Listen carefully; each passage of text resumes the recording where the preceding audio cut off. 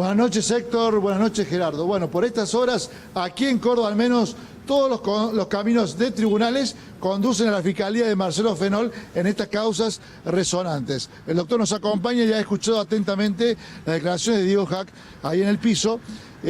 Con respecto a este primer caso, esta denuncia por extorsión, ¿cómo está la causa? Porque usted da un detalle muy importante con respecto a Raposa, después fue Full Night y que ya no está funcionando más. Sí, respondiendo la última inquietud, efectivamente, desde el mes de abril del presente año y en base a una decisión tomada por la Fiscalía a mi cargo, Raposa fue clausurado preventivamente y esa clausura preventiva devino en definitiva. Por ende, podemos entender que esta página de la historia y el folclore cordobés se encuentra definitivamente cerrada. Con relación a la otra cuestión, efectivamente, y como todo el mundo sabe, en el día de la fecha el señor Hack formuló una presentación en la Fiscalía, acompañando una cantidad de elementos probatorios que forman una base consistente para que la Fiscalía encauce una investigación de envergadura. Bueno, y hay avances significativos en cuanto a la documentación presentada. ¿La tienen que analizar? ¿Cómo continúa esta causa? La documentación necesita ser corroborada, pero como noticia de presuntos acontecimientos delictivos es de suma relevancia. Ahora, lo importante en este caso es que, habida cuenta que la justicia pasa a conocer ya formalmente de estos elementos, la investigación se impone como perentoria. Ahora suena como rimbombante, ¿no? Banda extorsiva. Es un título fuerte. Sí, debo entender y debo expresar en ese sentido que las manifestaciones y el uso del lenguaje común no siempre se condicen con las categorías jurídicas sobre las cuales nosotros tenemos que trabajar y tenemos que ser sumamente cautelosos. Bueno, sobre este punto después vamos a avanzar sobre el tema de las armas. No sé si vos, Héctor o Gerardo, le quieren consultar algo al fiscal.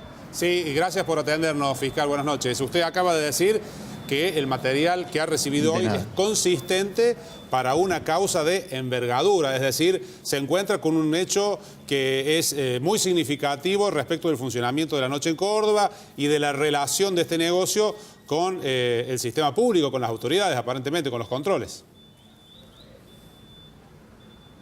En efecto, Gerardo, esto es así y si bien necesitamos confirmación, esta confirmación ya está en el campo de la investigación. Es decir, la Fiscalía cuenta con los primeros elementos para profundizar la investigación y avanzar en tal sentido. Doctor, recién aquí en nuestros estudios Diego Hack hablaba hasta de desapariciones de personas.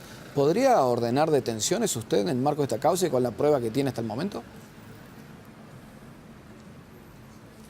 Las investigaciones de este tipo, al no abarcar acontecimientos en flagrancia, generalmente están precedidas por la incorporación de prueba y una vez que la prueba es suficiente, podrían ordenarse imputaciones, no necesariamente acompañadas de detenciones, pero sí al menos imputaciones. Doctor, ¿qué gravedad penal tiene el delito de extorsión en caso de ser probado?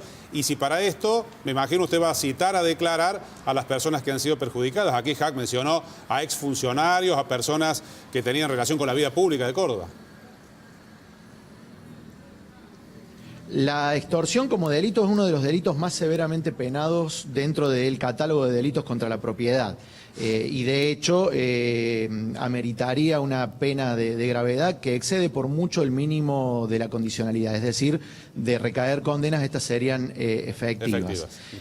Ahora bien, hay que verificar que el término extorsión que se utiliza en el lenguaje común sea contemplativo de todos los elementos relevantes del tipo penal que permitan a un fiscal acusar por ese mismo delito y a un juez sentenciar en tal sentido. ¿Podría citar a declarar al intendente Mestre, teniendo en cuenta que se lo ha nombrado y mucho en esta causa?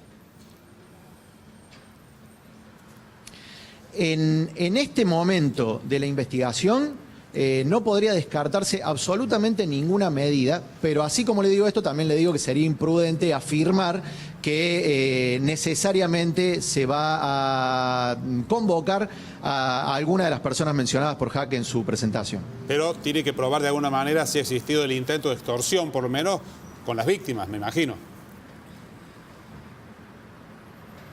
Sí, claro. Sí, efectivamente. Primero lo que uno tiene que hacer es una reconstrucción histórica, cómo fueron los hechos, cuándo sucedieron, en qué circunstancias y quiénes fueron los autores, y obviamente para eso se necesita avanzar sobre la prueba, que incluye, entre otros elementos, las declaraciones testimoniales de víctimas y de testigos. Doctor, ¿y por qué califica como una causa de envergadura la que a primera vista, digamos, se encuentra con los elementos que ha recibido?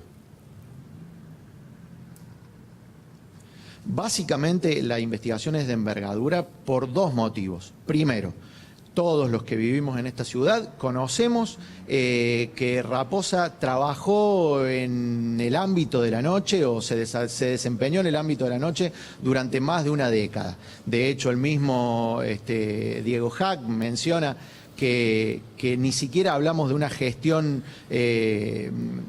comunal actual o anterior, de modo tal que ya desde el solo aspecto temporal estamos hablando de una envergadura sustancial. Es decir, tenemos que investigar muchos hechos de larga data y con muchas personas involucradas. Doctor, le cambiamos de tema y le vamos a preguntar sobre el tema de las armas, otro tema realmente neurálgico en la policía, porque en un primer momento el subjefe de policía dijo que no se sabía cuántas armas tenía fehacientemente la policía. No se sabía si faltaban, si sobraban armas, si había un faltante de 1.500 como lo denunció el abogado Tauriño. Después el nuevo secretario de Seguridad puso cifras exactas. ¿Lo ha podido corroborar? ¿Va a pedir una auditoría externa a la policía? ¿Cómo está la causa? Lo que debo decir en principio es que ninguna de las cifras dadas anteriormente por ninguna de las personas que realizaron manifestaciones públicas pueden reputarse de exactas, porque recién el lunes hemos tenido el primer informe final, definitivo, exhaustivo y metodológicamente correcto que puede determinar cuántas armas tiene actualmente la policía de la provincia de Córdoba. Ese es el punto de partida que va a tener la Fiscalía, a partir del cual poder determinar, primero y principal, la verosimilitud de ese relevamiento a través de constataciones o de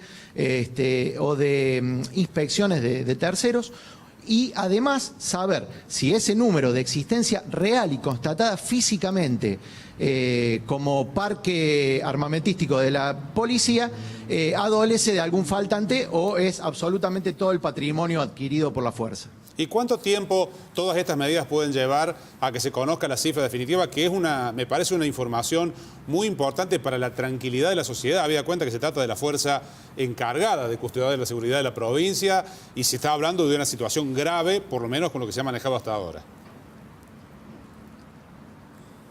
Teniendo en cuenta lo que usted acaba de decir, la tranquilidad de la ciudadanía, lo que estoy en condiciones de decir es que el relevamiento realizado por la policía cuenta con los elementos metodológicos y sistemáticos que permiten, ahora sí, de manera fehaciente, decir no solamente en tiempo real, sino con exactitud, cuántas armas tiene la policía, quién las tiene, dónde están y en qué condiciones están. O sea que en ese sentido ya se puede decir que la policía ha, y permítaseme el término y el encomillado, ha saneado su situación de inventario de las armas. Ahora resta saber si las armas que están en existencia son las que deberían realmente estar o si hay algún faltante o no faltante. Para eso la Fiscalía va a utilizar otras herramientas y no necesariamente la misma fuente policial. Claro, doctor, pero sorprende y mucho que esto se haya hecho tan pronto, porque el último relevamiento había sido el año 2007. El subjefe de policía dice que no se llevaba un control, que había un atraso muy importante en lo que significa el conteo de armas en el interior. El nuevo secretario de Seguridad le puso cifras exactas y usted dice que ese número tampoco se corresponde. Entonces, en tan pocos días, ¿cómo se hizo para controlar las armas de más de 20.000 efectivos y el armamento corto y largo que pueden tener en las distintas divisiones de armamentos? Bien, voy a fundamentar lo que acabo de decir. Yo digo que las cifras anteriores no son exactas, toda vez que el informe que está ahora en poder de la Fiscalía arriba a una cifra aproximada pero que no se condice exactamente con ninguna de las dadas anteriormente. Segundo, fue un relevamiento que se inicia y se desarrolla desde cero y no es una constatación nominal. ¿Qué quiero decir?